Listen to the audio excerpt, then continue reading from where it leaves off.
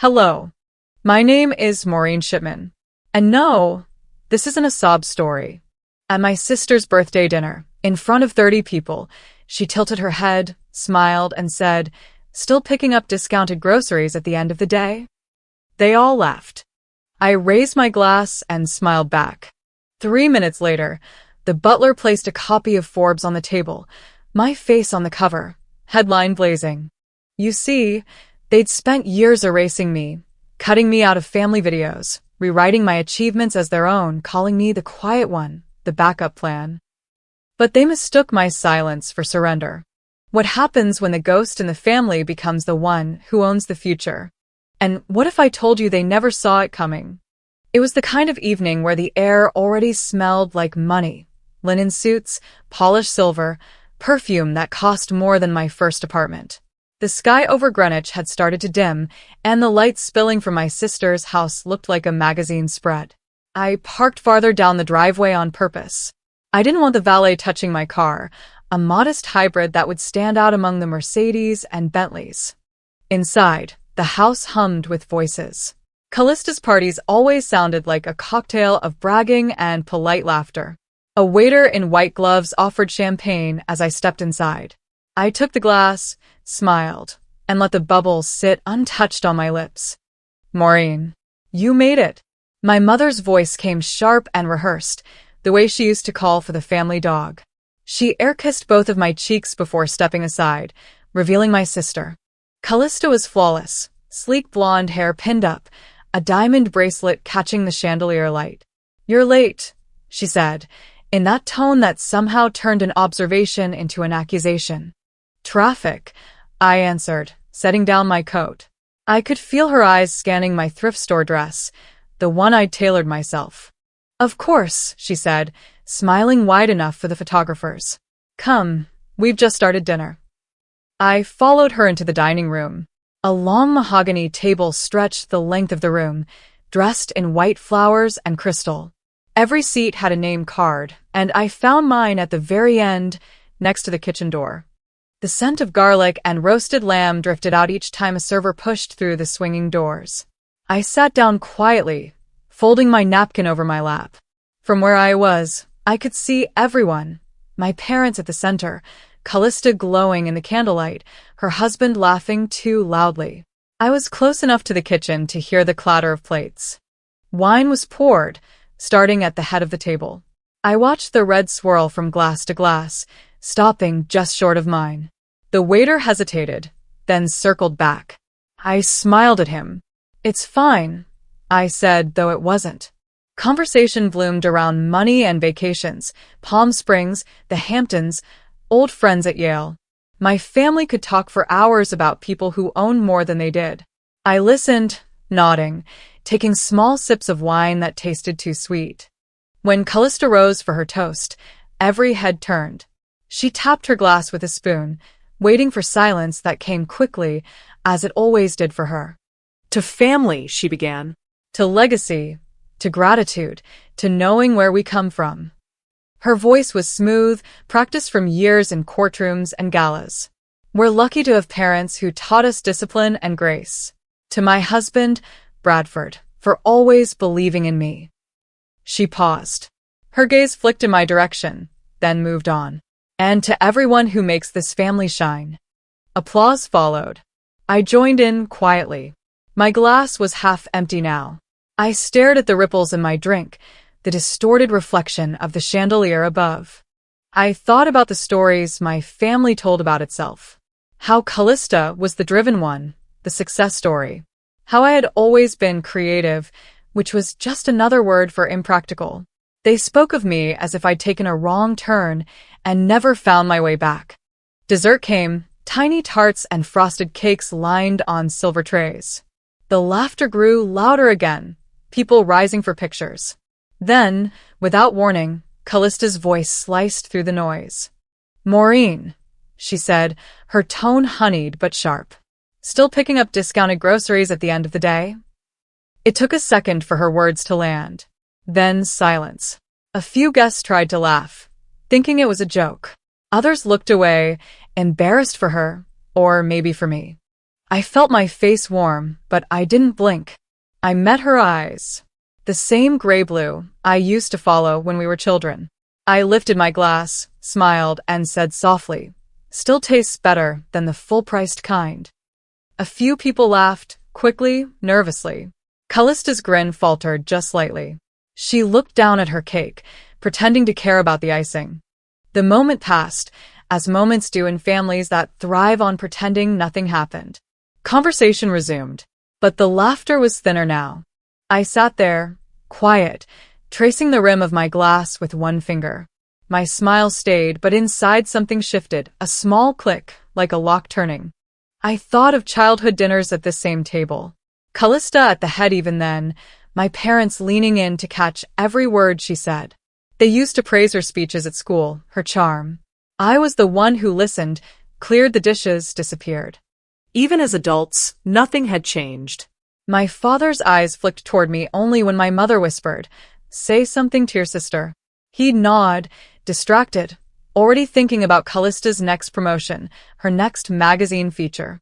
I looked at them now, my parents, glowing with pride, the perfect hosts of the perfect daughter. I realized they didn't see me at all. Not the woman I'd become. Not the company I'd built in silence.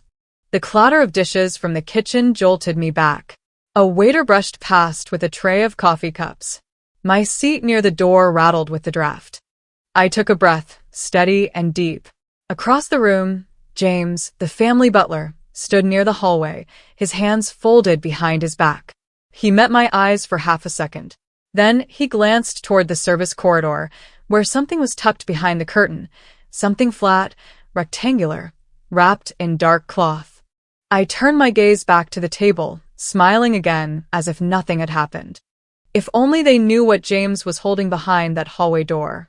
James stayed near the hallway, still and patient, as if he were part of the furniture. The dark cloth he held looked heavier now, the corners pressing against his white-gloved hands. I straightened the linen napkin across my lap and took a slow breath. Around me, conversation had already recovered its rhythm. The little scandal of my sister's remark was fading like perfume after a door closes. From the far end of the table, Callista's laughter rang out, loud, confident, the kind of sound that fills a room whether it belongs there or not. She was telling Bradford's colleagues about their recent trip to Italy, dropping place names like breadcrumbs for admiration. Every few sentences, someone chimed in with, "Oh, I love Florence," or "We stayed at the same villa." The performance was flawless. I sipped my wine, glancing toward James. He met my eyes briefly, then looked away, waiting for his cue that hadn't yet come. That morning, I'd arrived early, an unusual choice for me. I carried a small wooden box with a single bottle inside, a vintage Cabernet Sauvignon from a small Napa estate. It was rare, expensive, the kind of wine collectors bid on quietly. I'd picked it out months ago, remembering how my father once praised that vineyard's subtle oak finish. It wasn't meant as a show of wealth.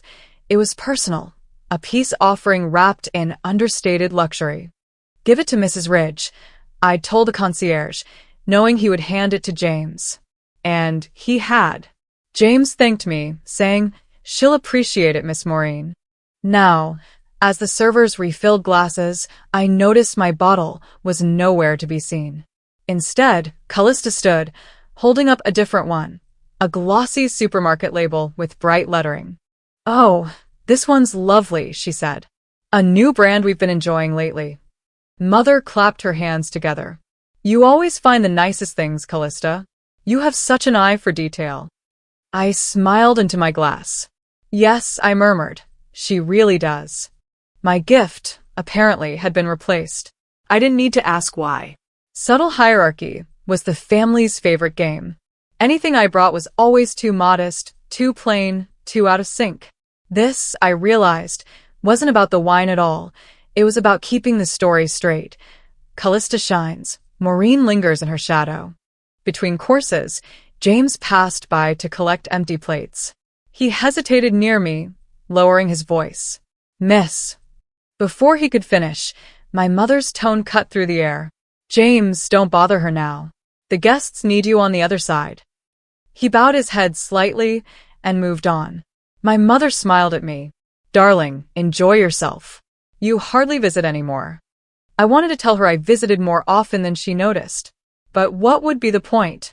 As dessert plates arrived, a tall man in a charcoal suit approached me. His name tag read D. Harris, Ridge and Row Law Group. He smiled the way people smile when they're sure you'll recognize them. Hi, he said. You're part of the staff, right? Could I get another glass of the white from the bar? For a moment, I just stared at him. He had the decency to look uncomfortable, maybe realizing he'd overstepped. But I smiled. Of course, I said softly. I rose, walked across the room, and asked the bartender for another glass. The stem was cold under my fingers. When I returned, I handed it to him with a polite nod. Thank you, he said quickly, already turning away. You're welcome, I replied. I could have corrected him, told him who I was. But I didn't. People like him and my family would only hear what they wanted anyway. I returned to my seat, catching Callista's gaze across the table. She looked triumphant, as if she'd won something invisible. I lifted my water glass and smiled again, calm, unreadable.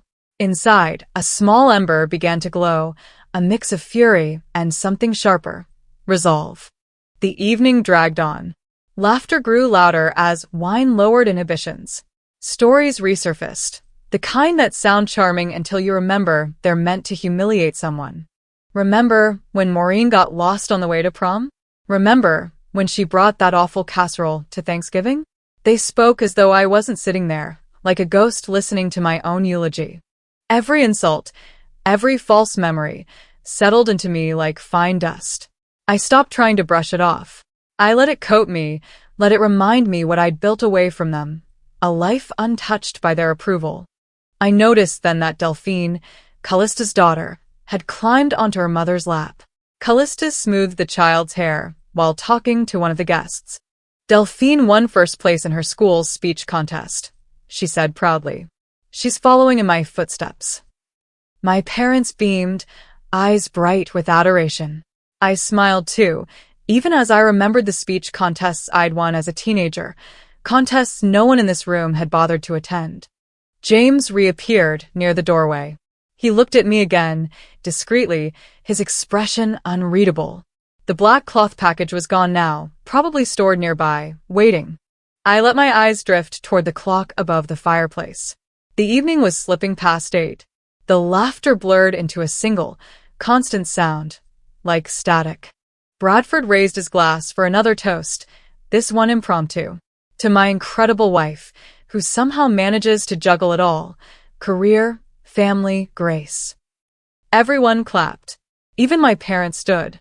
Callista feigned surprise, dabbing her eyes with a napkin. When they finally sat down, my mother turned to me. Maureen, say something to your sister. Don't just sit there. I looked at Callista, who was already waiting, expecting another polite compliment. I let the pause stretch long enough for her smile to flicker. You've always been good at juggling, I said evenly. Impressive how nothing ever drops. A few chuckles rolled around the table, uncertain whether it was praise or something else. Callista tilted her head, studying me. I suppose we all have our talents, she said. Yes, I replied. We do. Dinner ended soon after. Guests began drifting toward the living room for coffee. I stayed seated, staring at the crumbs on my plate. My father walked past, patting my shoulder as if to say, "Good girl for behaving." From the corner of my eye, I saw James again. He was carrying a tray now, but I noticed his left hand brush the pocket of his vest where a key usually hung. A small, silent gesture. A reminder that he still held what he'd promised. The hum of conversation swelled again as Callista's laughter filled the room. I realized that if I stayed any longer, I might start to laugh too, and it would sound wrong. Too sharp, too bitter. I folded my napkin, set it beside the empty plate, and stood. No one noticed. Walking toward the hallway, I paused by the doorway where James had been. He met me halfway, nodded once, a question in his eyes. I gave the smallest nod back. Not yet. In the living room, Delphine was showing her grandmother the trophy from school. My parents' faces shone with admiration. My mother turned to me once, her smile gentle but distant. See, darling? She has your charm. Maybe, I said, but she'll have to fight harder to keep it. No one asked what I meant. Later, as I walked to my car, the sound of laughter followed me through the night air. I glanced back once, seeing their silhouettes through the wide windows. Figures framed by light, perfectly arranged, perfectly blind. This wasn't the first time they'd erased me, but it would be the last. The chatter faded until only the delicate clinking of silverware remained. Someone dimmed the lights, and a projector whirred to life against the far wall. I leaned back slightly, watching as the screen flickered from white to color. A little trip down memory lane, Callisto announced with that polished voice that always landed somewhere between charm and command. The first clip was a birthday, hers, of course. 6 candles, white dress, our parents smiling wide for the camera. I was there too, somewhere on the edge of the frame, half cut off by the lens. The film jumped to graduations, pool parties, Christmas mornings. Each scene looked familiar yet wrong. I remembered being in those rooms, laughing, playing, existing. But on this screen, I barely existed at all. The projector hummed. People chuckled at Callista's childhood antics. In one clip, she played piano while our mother clapped proudly beside her. Another scene showed my father helping her with a science fair project. There was a brief glimpse of me in the background, handing over a pair of scissors, cropped by a cut to another's smiling face. Then came the moment I had been waiting for, the video from my high school speech competition. I'd won first place that year, the first girl from our school to do it. But the footage jumped abruptly, skipping the part where I walked on stage. Instead, it resumed on Callista clapping in the audience. The applause was all hers now. I looked around the table. They were absorbed, laughing at inside jokes they'd told 100 times. None of them noticed my absence. It wasn't new, but tonight it stung differently. I wasn't simply forgotten. I'd been edited out. As the screen faded to black, Callista clasped her hands together. "Wasn't that sweet?" she said. "So many memories." "Lovely," my mother agreed. "You always make everything so special, dear." I took a sip of water to wash down the lump in my throat. Across the table, James moved silently, collecting plates as dessert arrived, small chocolate cakes dusted with gold flakes. I forced myself to take a bite, though it tasted like ashes. Then, casually, Callista began. "Remember when I bought Maureen that laptop for college? It really helped her get through." The words dropped like a pebble into still water. Everyone nodded. My mother beamed. "Yes, that was such a kind thing to do," she said. "You've always been generous." My father chimed in. "That's our Callista, always taking care of her sister." Laughter rippled softly around the table. I sat still, smiling the way one does when a storm breaks over someone else's head. I remembered that laptop. It wasn't a gift. It was a necessity I'd scraped together to afford, working part-time shifts at a coffee shop, typing essays between customers. The only part Callista had played was co-signing a payment plan, something she reminded me of for years afterward. "You didn't buy it," I wanted to say. "You didn't even believe I'd finished school." Instead, I cut into the cake again, my knife clinking against the porcelain plate. Callista turned to her guests, elaborating. She was always so independent, but I knew she'd need help. "I'm just glad it worked out for her." "For her?" I repeated silently. Not with her, not because of her effort, but for her, as if I were some charity project that finally paid off. "You've always been so thoughtful, darling," my mother added, laying a hand over Callista's. "So responsible." I pressed the knife into the cake until it cracked. "Yes," I said lightly. "She's always had impeccable timing." My mother blinked, unsure whether it was a compliment. My father cleared his throat. The conversation pivoted to safer ground. I let them go, withdrawing into the quiet space of my own thoughts. In my mind, I replayed those college years, the nights when I'd worked until closing, then coded until dawn on that same machine. I saw myself lying on the office floor years later, the laptop balanced on my knees, writing the first line of the program that would change everything. Back then, I'd lived off instant noodles and ambition. They toasted Callista's achievements while I built something they'd never imagined. Yet somehow, she'd found a way to claim even that small piece of my history. The room grew louder again as coffee was poured. My mother was recounting the time Callista had won a regional award. "You were so radiant that night," she said. "Do you remember what you told the crowd?" "Something about dreams." Callista smiled modestly. "I said that discipline makes dreams possible." "That's right." My mother turned to me. "You should have listened to that advice, Maureen.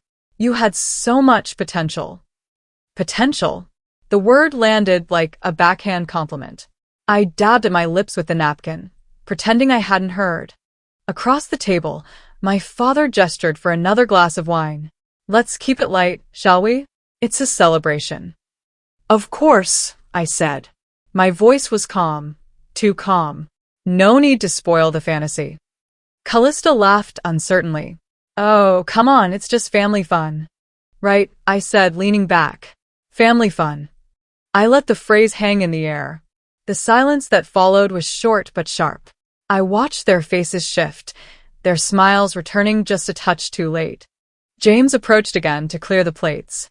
His gaze met mine briefly, as if to check whether I was all right. I gave him a small nod. I was better than all right. I was finally awake. After dessert, the lights brightened slightly. My mother turned to me, ever the hostess. "You look tired, dear. Traveling must take a toll." I smiled. "I'm fine, Mom. Just thinking." "Oh, about what?" "About stories," I said. "How they change depending on who gets to tell them." She frowned faintly, missing the point. "Well, Callista's always been our storyteller." "I know," I said softly. "That's why I think it's time for a new narrator." No one caught the edge of my tone. They'd stopped listening long ago. As the evening wound down, guests began checking their watches. The talk turned to weekend plans, charity events, schools for Delphine. I tuned out. The air smelled of coffee and fading perfume. Through the window, I could see the moon rising, pale and steady above the dark trees. I thought of all the nights I'd spent under a sky like that, working, dreaming, refusing to quit. No one had filmed those moments. No one had applauded. But they were real. Tonight, I understood something I hadn't before. My family hadn't simply overlooked me. They'd rewritten me into the convenient version of myself they needed. The struggling sister.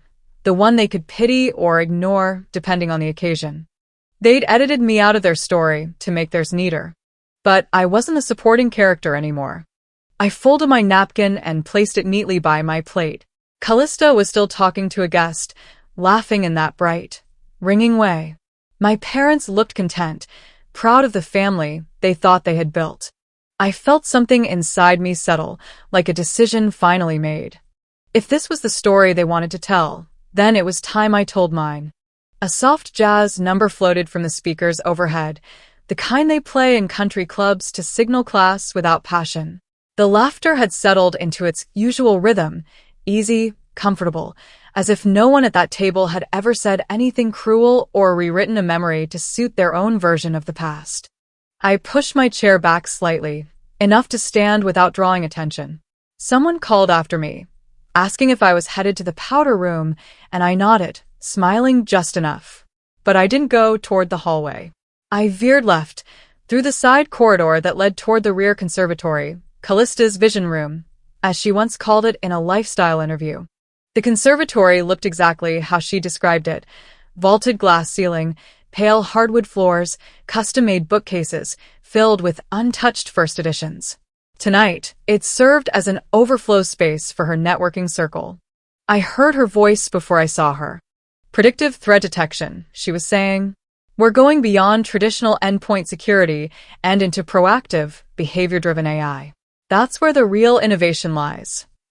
My footsteps slowed. A group of 4 or 5 men surrounded her, nodding, asking questions, scribbling notes on leather-bound notebooks. She had their attention. She always had that gift, taking things she didn't build and presenting them like she had birthed them whole. She continued, "We're modeling behavior patterns based on early indicators, what we call pre-breach signals. Our goal is to minimize risk by eliminating threat surfaces before attackers even deploy. Think of it as immune response, but for infrastructure. Immune response. That was my line. I'd written it in a pitch deck 5 years ago. I felt my stomach not in shock, but in something colder. These weren't just industry terms. These were my terms. Words I'd carved out in sleepless nights, refining every nuance until they sounded as fluid as water. Words that had once felt too advanced for Callista, who told me back then, "You're so smart, but honestly, this stuff's a bit too in the weeds for me." She hadn't understood it. That's what I believed. I turned to leave, but stopped when I caught a flash of white in one man's hand. A business card. They were exchanging them now. Callista reached into her clutch and pulled out a sleek card holder. She offered each card with 2 fingers, smiling like she was sealing every deal with charm. I waited until their backs were to me, then slipped close enough to the table to pick one up. Axis IntelliSSC, Executive Advisory Board, Callista Ridge. The letters were crisp, embossed. There was no hesitation in the card's weight. It spoke of legitimacy, funding, and approval. I stared at the name beneath the logo, my logo. The branding was new, the name different, but the foundation was unmistakably mine. My pulse didn't quicken. It slowed. My breath became deliberate. I tucked the card into my purse and exited the conservatory, retracing my steps until I re-entered the main dining room. I slipped back into my seat just as the servers began offering coffee and liqueurs. No one noticed my absence. No one ever did. I opened my clutch again, this time pulling out my phone. There was still in my drafts. A press release, pre-written, pre-approved, ready to distribute. Its headline was simple, undeniable. SecureNet's elusive founder steps forward. Meet Maureen Shipman. Below the headline were quotes, photos, timelines, performance charts. A decade's worth of silent labor, packaged for public consumption. I had prepared it for an eventual reveal, timed with the launch of our personal security suite later that quarter. But now, staring at Callista's card burning a hole in my purse, I felt the timing shift in my gut. I tapped on the file, renamed it. Dusk Protocol. A name I chose years ago, back when I first realized I'd have to succeed anonymously. Because dusk isn't darkness. It's the hour before the truth reveals itself. Callista's laughter rang out again from the other side of the room. I didn't look. I didn't need to. I already knew how this would end. It wasn't just about the company anymore. It wasn't about one stolen sentence or co-opted phrase. This was about identity, ownership. Every sacrifice I'd made, every sleepless night, every dollar I'd risked, every connection I'd built without a family name behind me, that was mine. And she'd stolen the narrative, just like they all had. The difference now? I wasn't interested in playing quiet anymore. I scrolled to the bottom of the draft, hovering over the button that would send it to every major outlet on our list. TechWire, Fast Company, Forbes. But I didn't press send. Not yet. This needed the right moment. Not just a reveal, an exposure. Let her climb higher. Let them all lean in. Let them believe they knew exactly who I was and what I'd amounted to. Let them sip their coffee and call me polite, quiet, the stable one. When they look down from that mountain, that's when I'll shift the ground beneath them. I locked my phone and looked up just in time to catch my mother's voice. She's always been a little aimless, but she has a good heart, she was saying. I didn't hear the question, just her answer. The man beside her nodded, chuckled. Families need balance, right? Can't all be overachievers. Callista laughed. She balances us by lowering the average. They laughed louder than the joke deserved. I reached for my glass, not wine this time, just water, and drank. It cooled nothing. They didn't steal an idea. They ignited a countdown. The conversation had drifted back into something lighter, the kind of social chatter that masks exhaustion. Plates had been cleared, and the waitstaff moved quietly in and out with coffee service. The wine kept flowing. The table, surrounded by the glow of chandeliers, felt like a stage after a curtain call, everyone pretending the show hadn't ended. I could feel my patience thinning, but I kept my posture relaxed, hands folded near my glass. James had returned to his post by the door, and though he said nothing, his presence steadied me. The countdown had already begun. I just needed to see how far they'd go before the clock hit 0. A voice broke through my thoughts. Maureen, you're still working in tech support, right? I turned toward the source, my cousin's husband, a man who always wore the confidence of someone who'd never been told no. He smiled easily, leaning back in his chair. We've got a junior assistant opening at my company. The hours are decent, benefits are solid. I think you'd fit right in. Before I could reply, Callista leaned forward, laughing softly. That's sweet of you, Rob. Maureen's always been great at organizing things. She has that perfect penmanship. Do you remember how she used to do the labels for Dad's office files? There it was again, the compliment shaped like a cage. I smiled and lifted my glass, letting the stem turn between my fingers. I'll keep that in mind, I said. I'm always looking for ways to contribute.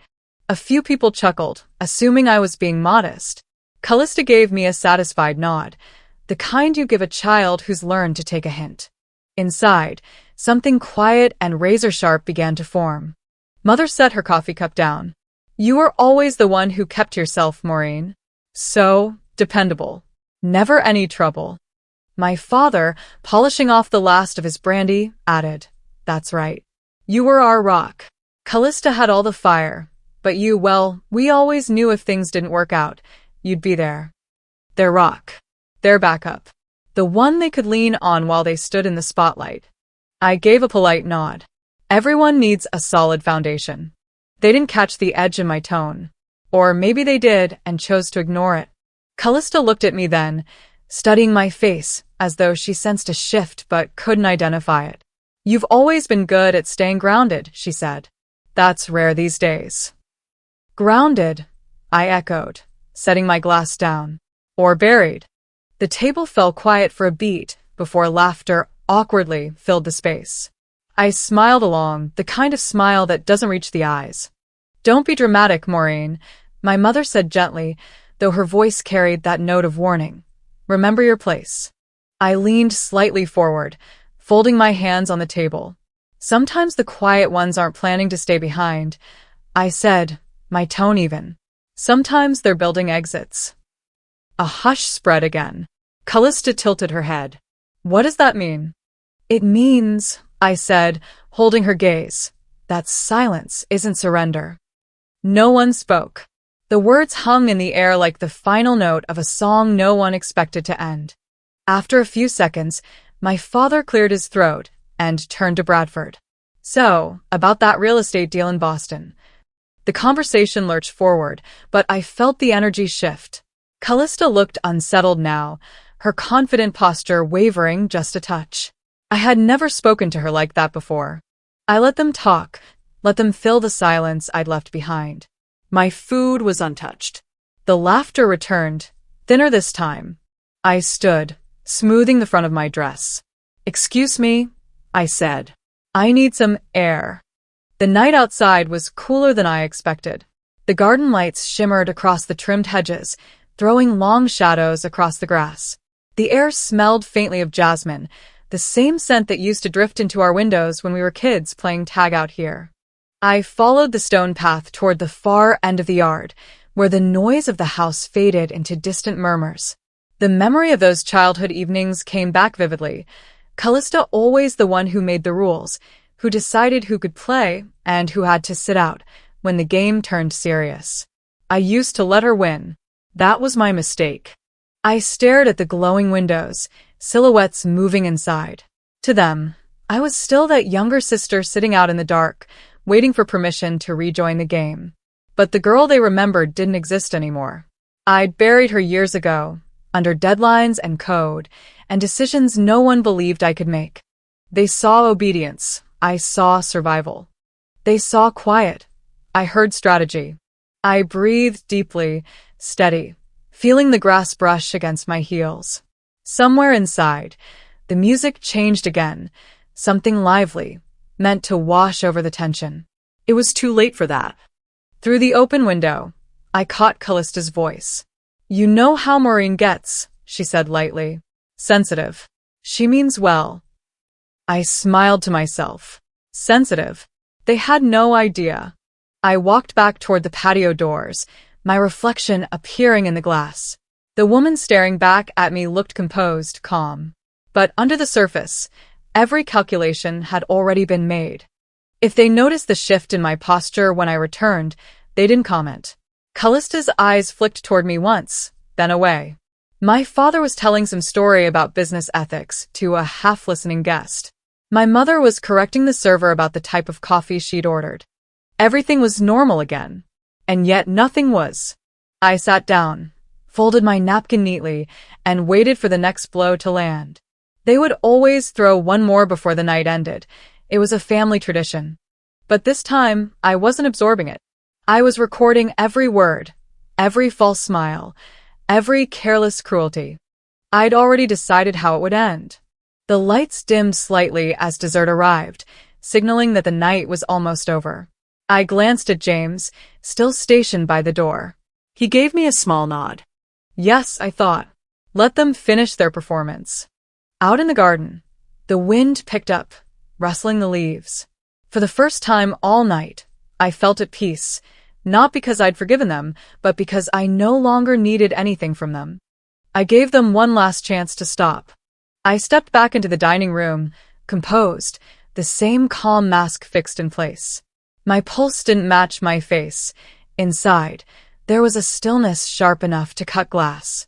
The crowd had thinned slightly, guests drifting between the dining room and the side hallway, admiring the decorations that Callista loved to call her family brand. Clusters of guests stood beneath the wall banners and floral arrangements, sipping champagne, pointing, smiling. From where I stood, I could see the gold-embossed crest centered above the dessert table, Ridge Legacy Events. Beneath the lettering, an intricate logo shimmered under the lights, two intersecting arcs forming a symmetrical pattern, both modern and classic. My stomach tightened. It was mine. I had drawn that logo 3 years earlier for a tech incubator project, a partnership I had once offered to Callista. At the time, I thought we could build something together. I'd shown her my sketches and prototypes, explaining how the design represented balance, the merging of innovation and stability. She had smiled, complimented me, and said, "You always make things sound so poetic." Then she never brought it up again. Now it was everywhere, printed on napkins, embroidered onto staff aprons, carved into a piece of crystal near the cake. She had taken my work and wrapped it around herself, called it heritage. I moved closer, running my fingertips along one of the banners as if to confirm what I already knew. I could almost hear her voice pitching the idea. Family unity, modern elegance, Ridge Legacy embodies both. I wasn't angry, not in the way people imagine anger looks. I was cold, measured. Rage had burned out of me a long time ago, replaced by something steadier, precision. Then I heard it, a child's whisper, faint but clear enough.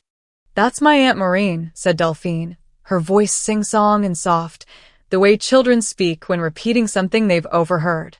"Mom says she's the one we keep around to feel better about ourselves." The air left the room. For a heartbeat, I couldn't move. I turned slightly, enough to see Delphine standing with another girl her age, giggling, oblivious. She hadn't meant it cruelly. She was simply echoing what she'd been taught. I could taste metal at the back of my tongue, the kind of taste that comes with restraint. My hand heightened around the edge of the tablecloth until the fabric strained under my grip.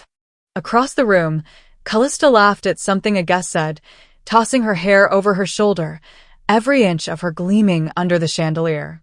I watched her, my sister, my mirror in reverse, and realized that if I stayed silent any longer, I would become exactly what they believed I was. Background. The decision clicked into place, so quietly that no one would have noticed. I walked toward the hallway, where James stood waiting near the service entrance. He straightened slightly when he saw me, as though he had been expecting this moment all along. I reached into my clutch and pulled out a small cream-colored envelope. "Stage only if prompted," I said, my voice steady. He took it without hesitation, sliding it into the inner pocket of his jacket. His expression didn't change, but his eyes told me he understood. As I turned to go, he murmured, "Understood, Miss Shipman." Hearing my name spoken properly, not as a punchline, not as an afterthought, grounded me. I returned to the dining room, weaving through the crowd as if nothing had changed. Callista glanced at me when I sat back down. "There you are," she said lightly. "We were just talking about how you disappeared." "Just stretching my legs," I said. "You missed the toast," she added. "Another one?" I lifted my glass. "You do love an audience." Her eyes narrowed a fraction, the smallest crack in her perfect composure. "You should learn to enjoy moments like these, Maureen. Life's too short to sit on the sidelines." I smiled, leaning slightly forward. "Trust me," I said, "I'm not sitting anymore." The conversation shifted away as guests moved on to dessert. I focused on the hum of the room, the silver clatter, the music, the gentle lull of laughter. To anyone watching, I was still the polite younger sister, the quiet one with nothing to prove. But my hands didn't tremble anymore. My breathing had evened out. I had spent my entire life reacting to them, to their insults, their small humiliations, their endless need to define me. Tonight, I wasn't reacting. I was directing. While they filled their plates with pastries and bragged about vacation homes, I let my thoughts drift through the years. The nights I'd stayed late at my first office, rewriting code until dawn. The Christmases I'd spent alone in a rented apartment, pretending the distance was freedom.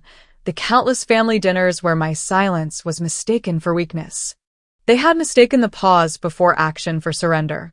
They thought patience meant submission. They thought silence meant safety.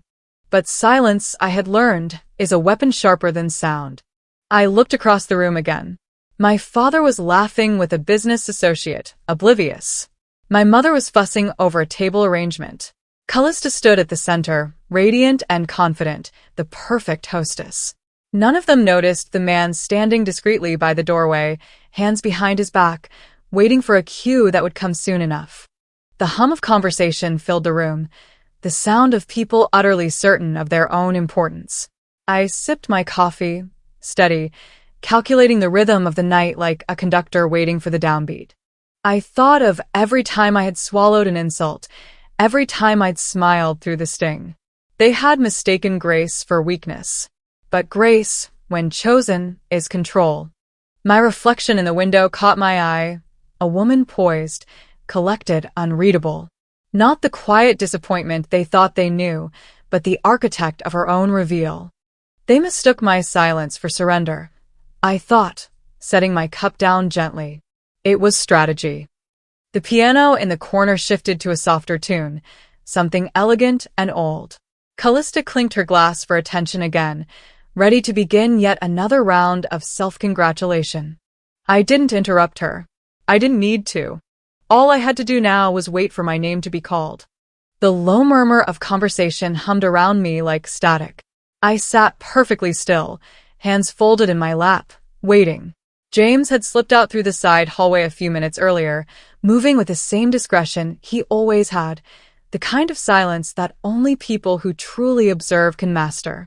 Guests had begun to wander toward the far end of the living room, where my parents had unveiled a new addition to their home, a massive oil portrait that gleamed beneath its spotlight. From my seat, I could see only the edges, gold trim, heavy frame, a symbol of pride that had been mentioned all evening but never revealed until now. When I finally stood and approached the group, the view came into focus. There they were, my parents, regal and dignified, Callista and her husband Bradford, posed as if they'd just finished conquering something important, Delphine, angelic in her childlike perfection. The background was a blurred garden, lush and timeless. And I was nowhere. A guest leaned toward my mother, lowering her voice but not enough to escape me. "Oh, is this before Maureen moved away?" Lenora smiled, lips tight, voice smooth. "She's always been more of a guest than a fixture." It wasn't meant to be cruel. It was simply honest in the way denial often is. I didn't flinch. I studied the painting strokes instead. The way the artist had softened Callista's features added light to my father's eyes, straightened my mother's posture. They'd paid not for a portrait, but for mythology. I stepped closer. "Beautiful work," I said. My voice didn't shake. "Isn't it lovely?" my mother replied. "It captures us perfectly." "Yes," I said. "Perfectly." A few guests turned, perhaps sensing something in my tone, but I smiled before they could name it. Callista approached, resting a hand lightly on my shoulder. "You should have joined us for the sitting," she said. "We didn't want to bother you. You're always so busy." "Right," I replied. "Always." She laughed, misreading my composure as compliance. That had always been her mistake.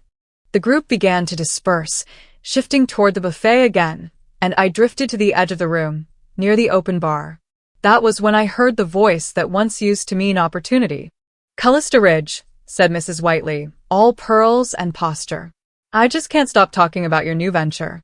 You really are a visionary." My heart slowed, not sped.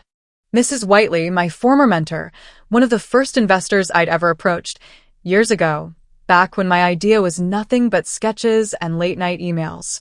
She had smiled back then, too, but told me the project was too ambitious for her portfolio. Now she was quoting my old pitch back to me. "Preventative intelligence networks," she said, beaming. "You explained it so simply, Callista. It's genius." Callista accepted the compliment graciously, tilting her head. "I believe in solving problems before they start. It's just common sense." I almost laughed. Mrs. Whiteley caught sight of me and lit up. "Maureen, it's been ages. Your sister tells me you're still working in tech. You must be so proud of her." "I am," I said evenly. "She's built quite a story." Mrs. Whiteley nodded, satisfied, and drifted away to flatter someone else. Callista exhaled, half smiling. "She can be a bit much, can't she?" "She's consistent," I said. "You know where you stand with her." "That's true," Callista agreed, missing entirely what I meant. There was nothing left to be angry about. They'd taken everything they could twist, and I'd already learned to stop giving them more material. I no longer felt rage, just confirmation. It was almost freeing. I caught sight of James returning through the side corridor, slipping between guests unnoticed. He stopped beside my father, bent slightly, and murmured something that made Sterling frown in confusion. My father straightened, scanning the room. James then moved toward the center of the floor and cleared his throat softly. The chatter dimmed just enough for his voice to carry. "Excuse me," he said with practiced formality. "A special delivery has arrived for Miss Maureen Shipman. It's marked urgent." A small ripple of silence spread. My mother's fork froze midair. My father blinked, as though trying to remember the last time anything had been addressed to me directly. Callista gave a small laugh. "James, are you sure? Perhaps it's meant for me." "Maureen doesn't usually." "It's addressed to Miss Shipman," James said firmly. He walked toward me, every step deliberate. The envelope in his hand was thin but stiff, the kind used for special editions or early releases. He offered it with a slight bow, and for the first time that night, every pair of eyes was on me. I stood, smoothing my dress, and accepted it. The texture of the paper felt cool, unfamiliar, like a truth waiting to be handled carefully. I peeled it open. Inside was a single glossy magazine, wrapped in transparent film. My reflection in the cover's sheen merged with the headline for just an instant. Then the words came into focus. "The Ghost CEO. Meet the woman behind tech's most secure company." My name, in bold beneath my photo. Maureen Shipman. I heard my mother gasp softly. My father's brandy glass lowered an inch before he caught himself. Callista's mouth opened, but no sound followed. Bradford blinked twice, his confusion spilling into disbelief. I held the magazine in both hands and looked at it as if it were any other periodical, not the weapon it had suddenly become. James stepped back into position, expression unreadable. "Well," I said at last, letting my voice fill the room without raising it. "That's timely." No one laughed. I walked to the nearest table, set the magazine down carefully in the center, and turned it so the cover faced the crowd. The glossy paper caught the chandelier light, scattering it across the faces of everyone who'd ever tried to dim mine. For years, they had spoken over me, around me, about me, never to me. Tonight, they finally had to look. Callista's fingers twitched toward the magazine, but stopped halfway.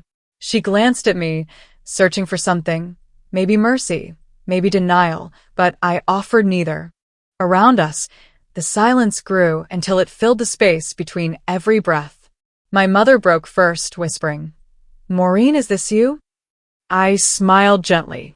It always was. And just like that, the room that had ignored me for years fell completely silent. The chandelier lights glinted off the cover as I turned the magazine just slightly, letting the headline catch the attention of anyone still pretending not to look. It sat there like a verdict in print, glossy, undeniable, and real.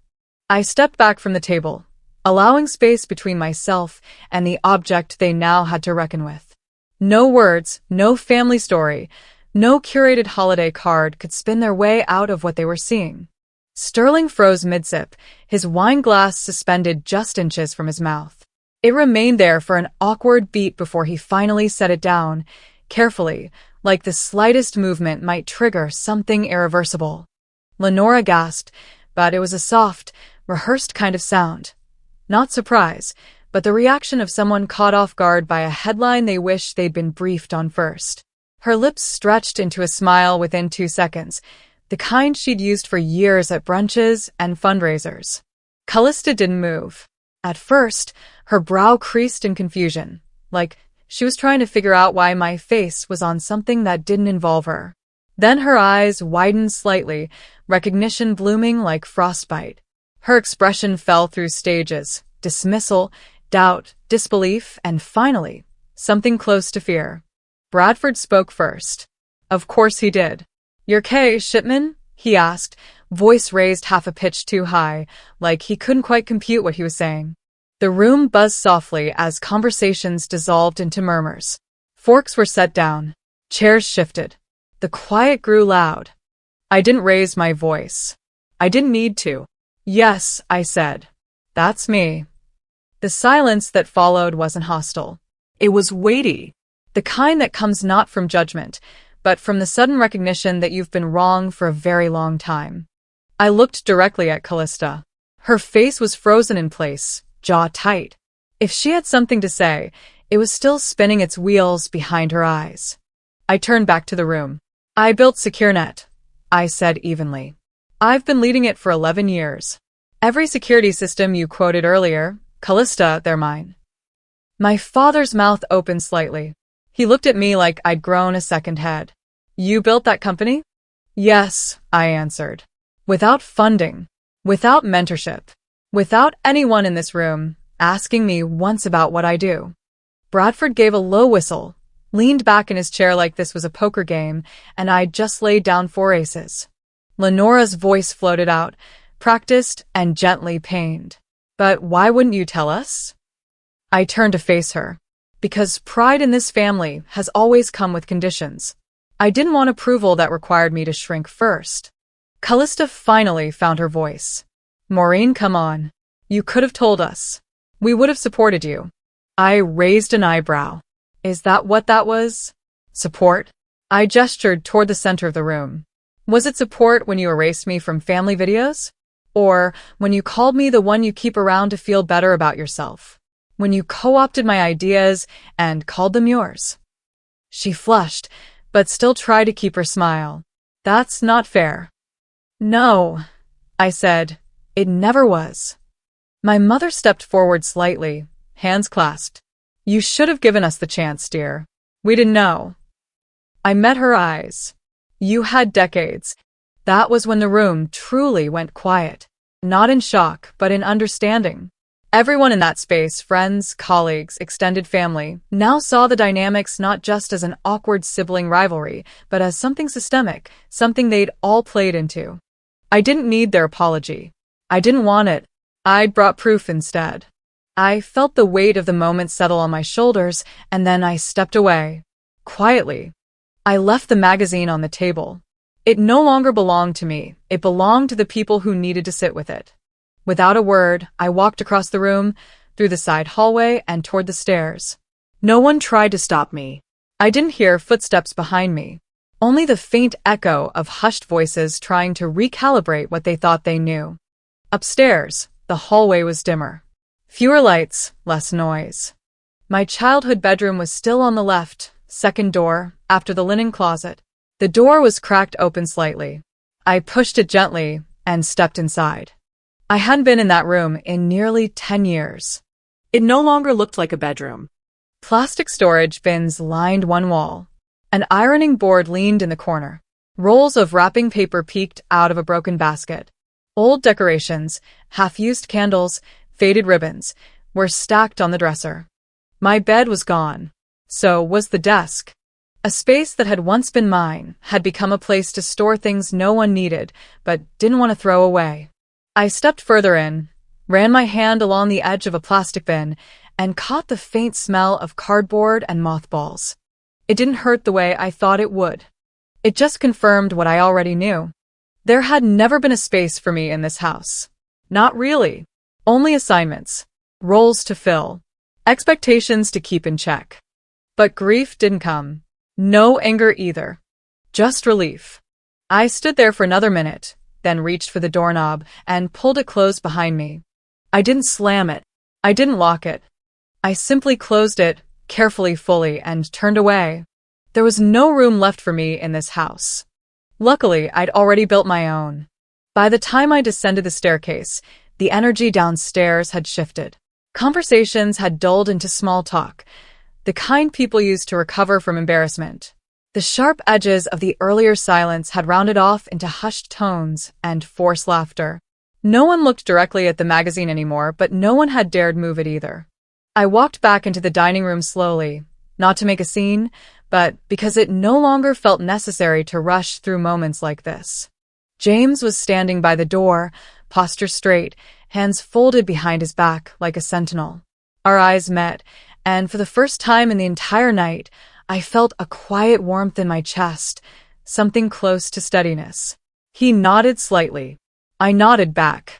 He stepped forward with a silver tray that held a single champagne flute, filled with something different than what everyone else had been sipping. The crystals sparkled faintly in the light. Without a word, he approached me and offered the glass. "To Miss Maureen Shipman," he said quietly, raising his own glass, one he had clearly prepared for himself. The only one in this house whose silence ever meant something. I didn't speak. I didn't need to. I simply lifted my glass, met his in the air with a soft clink, and held the moment between us. It was brief. It didn't need to be long. But it meant more than anything anyone else here could have said. The rest of the room kept its distance. Whether from awkwardness, guilt, or some last-ditch grasp for composure, I didn't care. I sipped the champagne, not too sweet, perfectly chilled, and let it coat my tongue. As I moved toward the entrance, I heard her behind me. My mother. "Will you stay for brunch tomorrow?" she asked, walking a little faster to keep up. Her voice was softer now, careful. I turned slightly, enough to look her in the eye without stopping. "I have a flight." She blinked. "Where to?" I smiled. "Forward." She stopped walking. I kept moving. Sterling intercepted me near the foyer, his expression still working through the calculation of everything he'd just learned. "We should talk," he said. "I know some people at Goldman. Maybe we could explore some investment strategies." "SecureNet is already fully committed," I replied evenly. He gave a shallow nod, the kind that people in boardrooms give when a deal falls through. "Still, I'd be happy to offer advice. I think I've got it covered." I turned just in time to see Callista standing a few feet away. She didn't approach. Her arms were crossed, face unreadable. Pride warred with embarrassment across her features. Maybe even regret. But she said nothing. And for once, neither did I. I stepped out onto the porch where the air was cooler, sharper. The sound of laughter inside felt muted now, distant, like a memory instead of a room I had just left.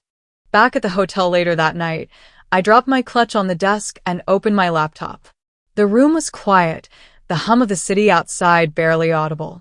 I sat down and clicked into a folder labeled personal. There it was.